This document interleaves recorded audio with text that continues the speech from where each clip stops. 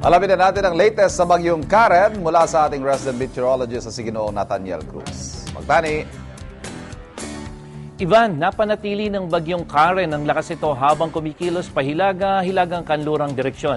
Sa kabutihang palad, wala naman pong nakataas sa public storm warning signal sa anumang bahagi ng bansa dahil malayo pa po ang sentro ng bagyong Karen sa kalupaan.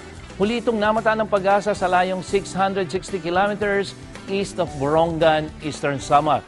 Taglay po nito ang lakas ng hangin na 65 km per hour near the center at bugsong aabot sa 80 km per hour. Tinatahak ng bagyong Karen ng north-northwest na direksyon sa bilis na 15 km per hour.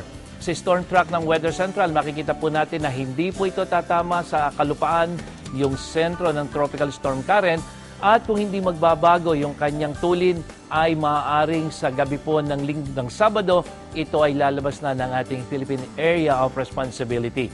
Mga kapuso, bukod po sa bagyong Karen, may isa pang sama ng panahon tayong binabantayan ngayon. Ito po yung low pressure area na namataan naman ng pag-asa sa layong 240 kilometers po yan sa kanluran ng probinsya ng Zambales. Yan po ay nasa may West Philippine Sea.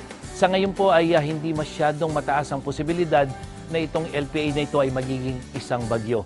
At ito po ay siyang nagpapaulan dito sa kanlurang bahagi ng bansa, lalong-lalo na dito sa may Southern Luzon, kasama na yung Visayas at Mindanao, lalong-lalo na po dito sa may Palawan.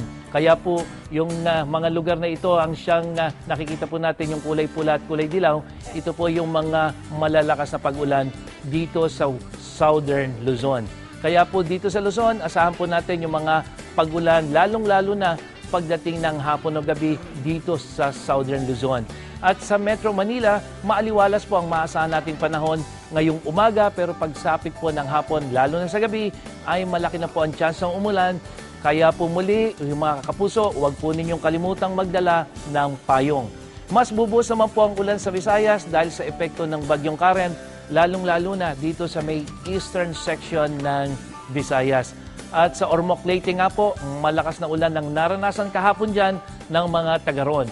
Bukod sa ulan, may kasama pa raw itong pabugso-bugsong malakas na hangin. Dahil dito, agad na inalerto ng mga otoridad o mga residente na maghanda sa posibleng pagbaha.